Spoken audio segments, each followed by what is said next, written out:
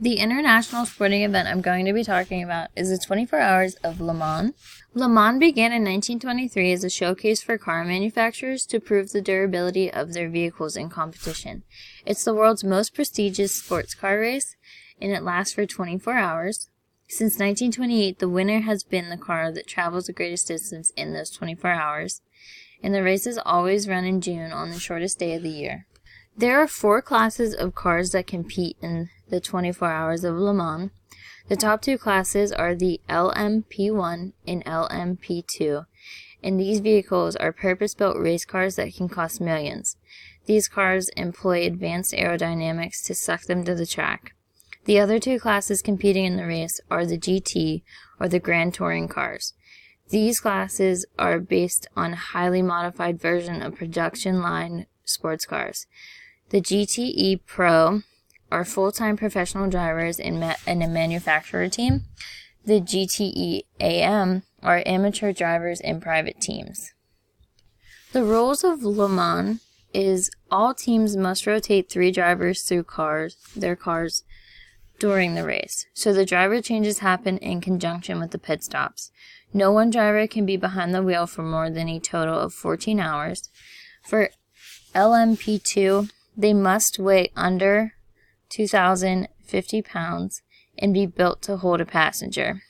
The GTE Pro and AM must ensure the car is legitimately production-based, and there's a number of tire changes allowed per race. For the LMP1, there's 48 tire changes allowed, LMP2, 56 tire changes, and the GTE Pro and AM, there's 60 tire changes allowed. And all of these rules are to ensure the safety of the drivers and the spectators after the crash in 1955 that left 83 spectators dead. It's still the biggest crash in sport history. The track of the Le Mans race is semi-permanent. It's comprising of private, race-specific sections of track in addition to public roads, which remain accessible most of the year. It's about 8.5 miles long and is the longest track in the world, and it has the longest straightaway at 3.7 miles. There is only one governing body of the Le Mans event.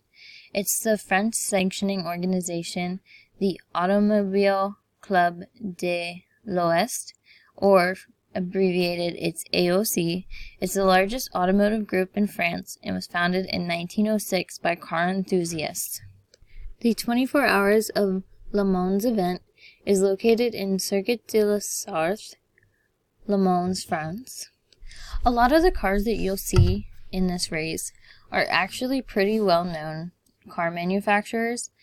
The top ones you'll see are Porsche, which actually has the most wins of 19, Audi, Mercedes-Benz, Ford, Toyota, Ferrari, Aston Martin, Jaguar, and Chevrolet. Typically, more men are viewing and competing in the Le Mans event. Though 2 women did compete in 2019, Michelle Gatting from Denmark and Manuela Gosnar from Italy. But individuals from all over the world can compete.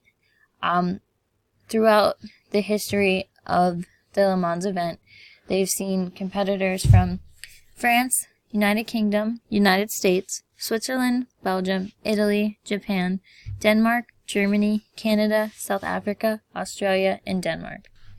2019 actually had the most ways you could view the Le Mans in the history of the race. So Motor Trend allows you to stream it live, or you can also on-demand it.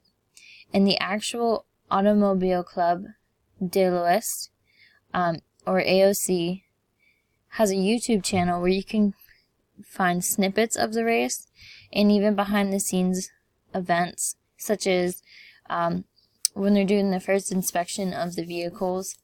It's actually done in like a town square, so all the spectators can come and view the vehicles up close. The Le Mans event has 3 main sponsors. Dunlop Motorsports is the official tire supplier. Rebellion Timepieces or Rebellion Racing is a private LMP1 team. And Total is the official fuel supplier of the event. iRacing has a licensing partnership with the 24 Hours of Le Mans, and they developed a digital version of the race for its award-winning online motor sports simulation service. You can actually go online and watch a trailer of the game. It's actually really cool, and it actually looks super realistic, so I have to give them props for their visuals. And these are the references I used to create my PowerPoint. So thank you for watching, and I hope you enjoyed it, and I hope you learned something new.